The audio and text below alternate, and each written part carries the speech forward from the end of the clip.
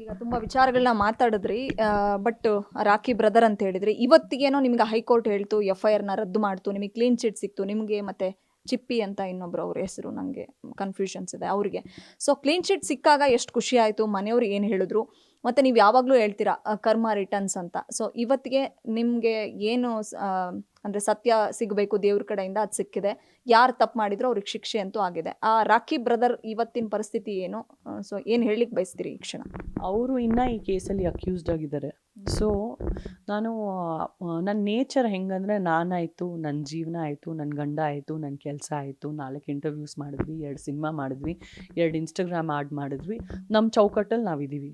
ನನ್ನ ಜೀವನ ಇಷ್ಟೇ ಆಗಿದೆ ಈಗ ಲಾಸ್ಟ್ 2 to 3 ಇಯರ್ಸಿಂದ.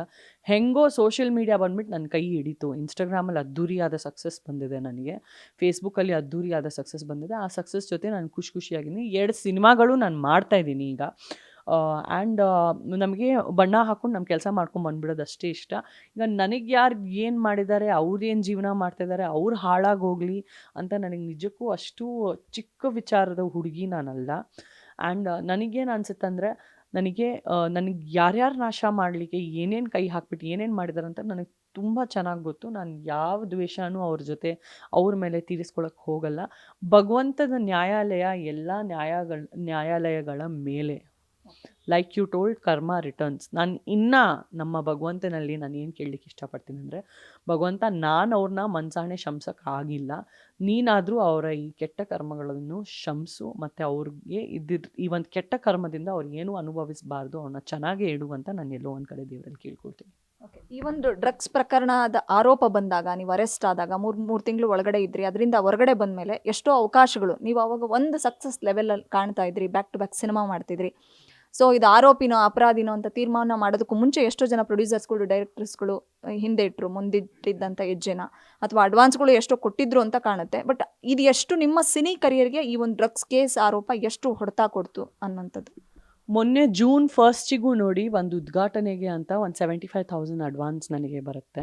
ಇನ್ನು ಮಿಕ್ಕಿದ್ದ ಅಮೌಂಟು ಉದ್ಘಾಟನೆ ದಿನ ನನಗೆ ಬರಬೇಕಾಗಿರುತ್ತೆ. 75,000 ಅಮೌಂಟ್ ಬಂದುಬಿಟ್ಟು ನನ್ನ ಅಕೌಂಟಲ್ಲಿ ಬಂದು ಸೇರುತ್ತೆ.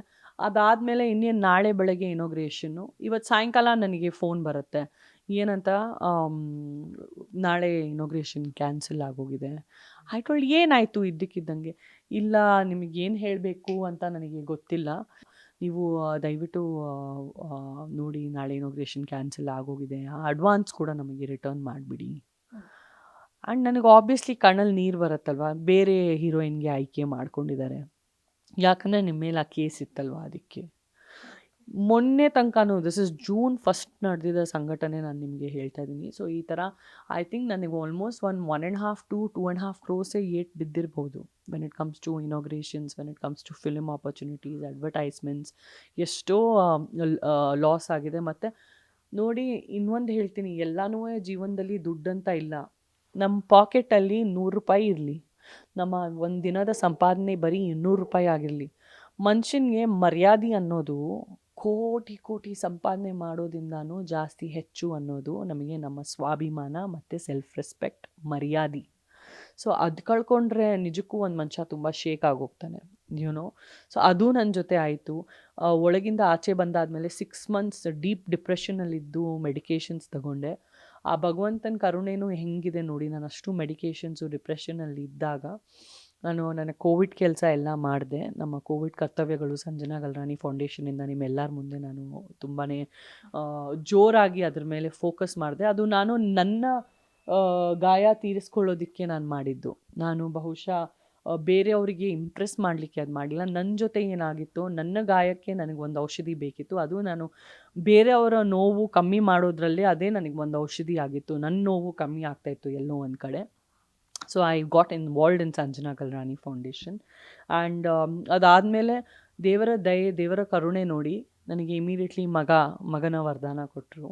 ಈ ಒಂದು ಸಮಯದಲ್ಲಿ ನನ್ನ ಮಗನೇ ನನಗೆ ಒಂದು ಶ್ರೀಕೃಷ್ಣ ಪರಮಾತ್ಮ ಥರ ನನ್ನ ಜೀವನದಲ್ಲಿ ಬಂದ. ಆ್ಯಂಡ್ ನನ್ನ ಎಲ್ಲ ಗಾಯಗಳು ಏನಿದೆಯೋ ವಾಸಿ ಆಯಿತು.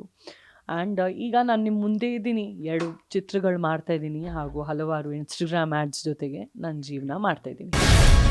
ಗ್ಯಾರಂಟಿ ನ್ಯೂಸ್, ಸುದ್ದಿ ಖಚಿತ, ನ್ಯಾಯ ನಿಶ್ಚಿತ.